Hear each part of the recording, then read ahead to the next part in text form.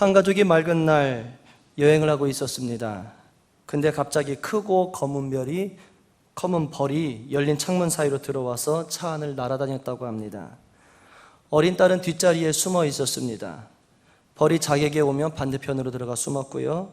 벌이 반대편 가면 반대편에 또 숨고 있었다고 합니다. 왜냐하면 그 어린 딸은 이런 생각을 했다고 합니다. 벌에 쏘이면 1시간 안에 죽을지도 모른다라는 생각을 했기 때문에 겁이 나서 숨었다고 합니다. 아빠를 부르며 아이는 소리 질렀습니다. 아버지는 차를 길가에 세우고 뒤로 손을 뻗었다고 합니다. 그리고 아버지는 그 손으로 벌을 낚아챘습니다. 아버지는 벌이 쏠 것을 알고 있으면서도 손을 꼭 쥐고 있었습니다. 그리고 벌이 그의 손을 쏜 후에야 그 벌을 놓아주었다고 합니다. 그 벌은 다시 차 안을 날아다녔습니다. 어린 딸은 여전히 공포에 떨고 있었습니다. 그리고 아버지에게 딸이 말합니다. 아빠, 벌이 날 쏘려고 그래요. 아이가 소리치자 이번엔 아버지는 차분하게 말했다고 합니다. 아이야, 아니다. 내 손을 봐라. 벌침은 아버지의 손바닥에 여전히 꽂혀 있었다고 합니다. 사람은 누구나 이 땅에 태어나 자신의 삶을 살면서 큰 어려움을 여러 번 겪게 됩니다. 내가 해결하고 싶지만 도저히 해결할 수 없고, 내가 벗어나고 싶지만 결코 벗어날 수 없는 그런 환경에 처할 때가 참 많습니다. 그래서 하나님을 믿는 성도님들은 주님께 모든 어려움에 대해서 자유롭게 해달라고 기도하기도 합니다. 그럴 때 주님은 우리에게 말씀하십니다. 내가 너를 사랑한다. 내가 이미 십자가에 못 박혀 죽었다 라고 말씀하십니다. 그럼 과연 그 말씀이 우리에게 어떤 의미로 와닿는 것일까요? 오늘 성경 본문은 이미 6장 10절부터 13절에서 간략하게 언급된 모세의 두 번째 소명 사건을 좀 더 자세하게 표현하고 있는 본문입니다.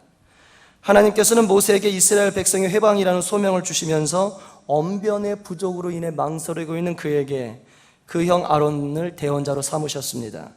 그리고 또한 바로의 마음을 강하게 하시고 이로 인해 애굽에 큰 재앙이 올 것이며 그 재앙이 임한 다음에 이스라엘 민족은 진정으로 해방받을 수 있다고 말씀하셨습니다. 하나님께서 이처럼 자세하게 앞으로 진행될 출애굽의 과정에 대해서 언급하신 것은요, 이스라엘 해방이 하나님이 택한 백성이 자유로워지고 행복해지는 것이 하나님의 치밀한 계획과 주권 하에서만 이루어진다는 것을 의미하기 때문에 하나님은 그렇게 자세히 설명해 주신 것입니다. 이런 점에서 본문은 사람의 마음에서부터 시작하여 역사의 모든 것을 주관하시고 자신의 뜻대로 사용하셔서 목적을 이루시는 하나님의 능력과 섭리를 보여주고 있습니다. 그러면 하나님은 오늘 본문을 통해서 어떤 말씀을 하시는 걸까요? 첫 번째입니다. 하나님은 성도에게 고난이 크면 클수록 성도가 받을 믿음과 축복의 분량이 크다고 말씀하고 계십니다.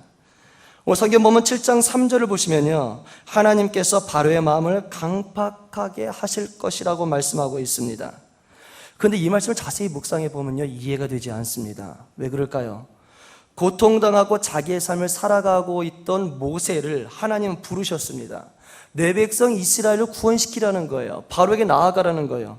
그러면서 하시는 말씀은 바로의 마음을 하나님이 어떻게 한다고요? 강팍하게 한다는 거예요. 그거 이해하십니까? 정말 상식적으로는 이해할 수 없는 그런 내용입니다. 근데 잘 보시면 거기에 하나님의 은혜가 있음을 깨닫게 됩니다. 그것은 뭐냐면, 그것은 이스라엘 백성들을 고생시키기 위해서나 애굽에서 나가지 못하게 하시려는 하나님의 뜻이 아니라 이스라엘 백성으로 하여금 하나님의 권능과 은혜를 더욱더 깨닫게 하기 위함이라는 것입니다. 만약에 모세가 바로에게 내 백성 이스라엘 보내주세요, 하나님이, 내가 믿는 하나님이 당신에게 말해서 내 백성을 보내라고 하셨습니다 라고 말했을 때 바로가 그래요? 여호와 하나님이 그렇게 말했어요? 그래요? 그럼 나가세요 라고 말하고 만약에 편히 출애굽을 했더라면 과연 이스라엘 민족이 광야 40년 동안 버틸 수 있었을까요? 그렇지 않았을 겁니다.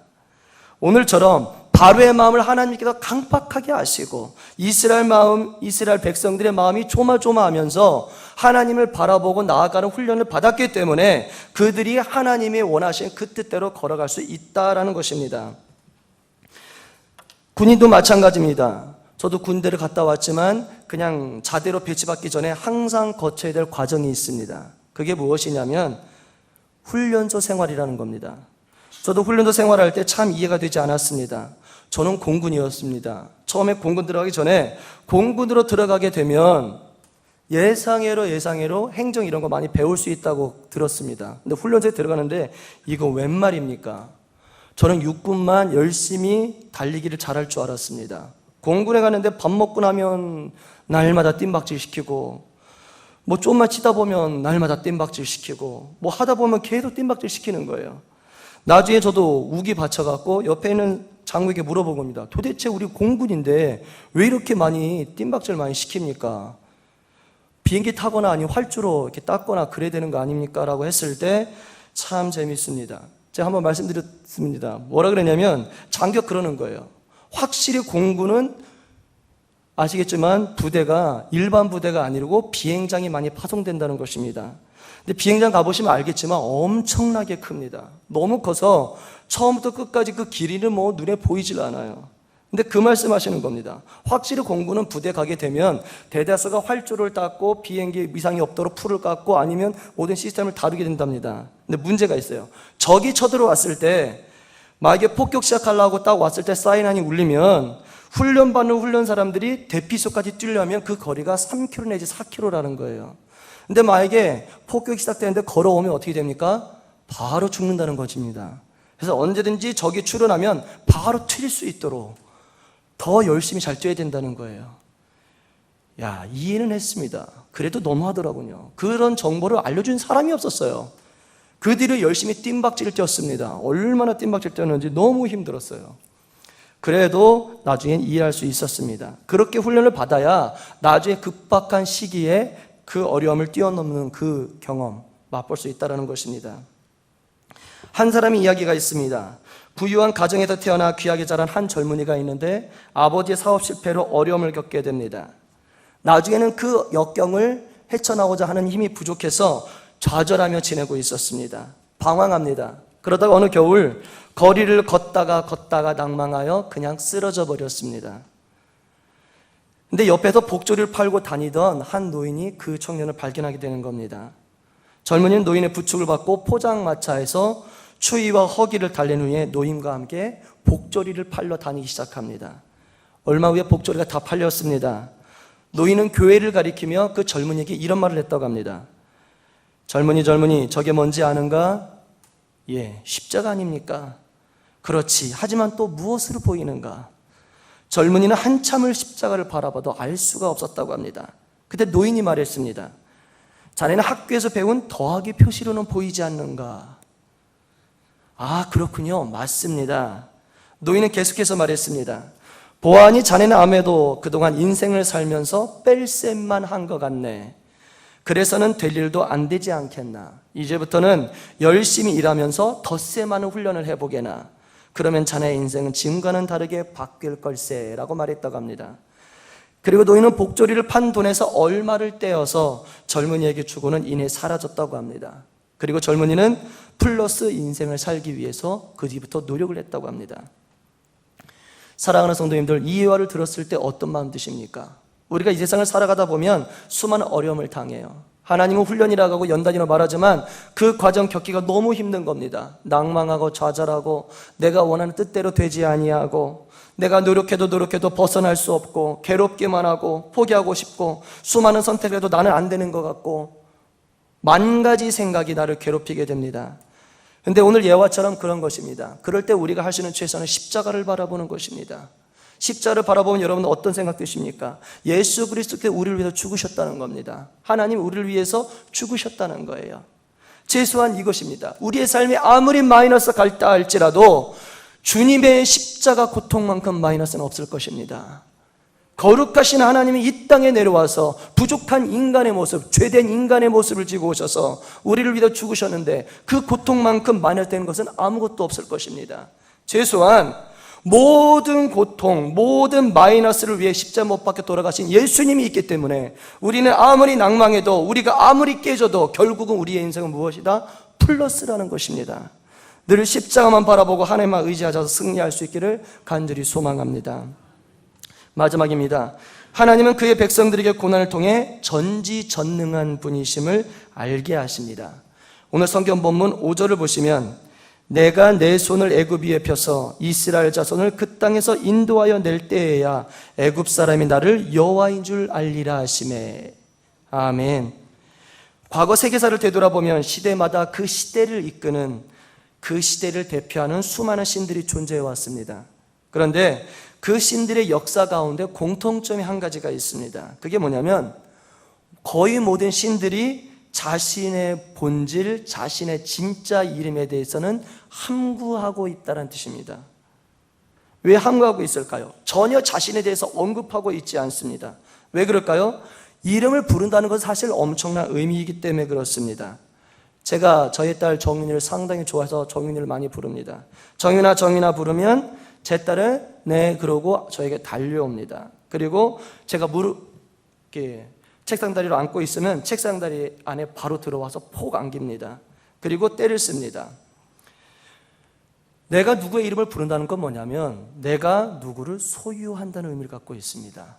그래서 우리가 윗사람의 이름을 부를 때도 조심하게 됩니다. 왜요? 소유한다는 의미가 때문에 그렇습니다. 한국 문화에도 그랬습니다. 나보다 윗사람은요 이름을 함부로 부르지 않습니다. 특히 우리가 생활하면서 우리 명문제일교회 담임 목사님, 우리 신강호 목사님 이름을 함부로 부르지 않습니다. 그리고 저희 아버지, 할아버지 이름을 함부로 부르지 않습니다. 우리 장로님 이름 함부로 부르지 않습니다. 왜요? 윗사람이기 때문에 그렇습니다. 마찬가지입니다. 그래서 신들도 그렇고 다른 문화도 마찬가지입니다. 신들의 이름을 알려주지 않았어요. 그리고 많은 사람들도 그에다 알려가지 않았습니다. 왜 그럴까요? 큰 신이기 때문에 내가 신을 조종한다는, 소유한다는 게 말이 되지 않기 때문에 그렇습니다. 혹시나 내가 신의 이름을 부르면 어떻게 된다? 신을 혹시 저주할까 봐 많이 두려워했어요. 그래서 신들도 말하지 않았고 그렇게 하지 않았다고 합니다. 그런데 놀라운 건 뭐냐면 우리가 믿는 거룩하신 하나님은 자신 스스로 이 땅에 낮아지셨고 스스로 우리에게 자신의 이름을 알려주셨습니다. 그게 무엇입니까? 여호와라는 단어입니다. 세상 어떤 신들도 내 이름은 뭐다라고 말한 적이 없는데 기가 막히게 우리가 믿는 그 하나님은 내가 여호와다라고 말씀하시는 겁니다. 왜 그럴까요? 내가 여호와다라고 말해버리면 그 이름에 자신의 존재가 어떻게 돼요? 딱 규정되기 때문에 그렇습니다. 원래 말하면 안 돼요. 이름이 있을 수가 없어요. 그 큰 신이 어떻게 이름 하나로 표현할 수가 있겠습니까? 그런데 스스로 여호와라고 말씀하셨다는 겁니다. 여호와 하나님, 여호와 무슨 뜻입니까? 스스로 계시는 분입니다. 스스로 계시는 분, 우리 인간 누구에게도 통제를 받지 아니하시는 분이십니다. 여호와 그분은 놀라우신 분이고 그 이름을 자세히 묵상해 보면 스스로 존재하시며 세상 만물을 있게 하시며 일어나게 하시고 최종적으로 그 존재하는 모든 것의 생명, 모든 것의 생애를 마무리하시는 분, 그 생애를 결정시키시는 분, 그런 분이란 뜻입니다. 그렇기에 그 하나님께서는 이스라엘 민족을 해방시키시고 그 대적들에게 얼마나 급이 놀라운지 그 이름을 알리고 싶어 하셨습니다. 구약성경을 읽어보면요, 특별히 하나님의 능력을 집중적으로 조명한 모세의 오경을 읽다 보면 유난히도 반복되는 사건이 있습니다. 그게 뭐냐면 출애굽시키든 아브라함에게 백세나 아들을 바치라고 하든 이삭에게 축복을 주시든 꼭 앞과 뒤에 등장하는 문구가 있어요. 그리고 출애굽해서 광야에서 장막을 칠 때도 꼭 앞과 뒤에 등장하는 똑같이 반복되는 거의 비슷한 구절이 있습니다. 그게 뭘까요? 그게 뭐냐면 이는 내가 여호와임이라, 이는 내가 여호와임을 알게 하려 함이라 라는 것입니다. 근데 우리가 기적에 눈이 멀다 보면요 그게 안 보여요.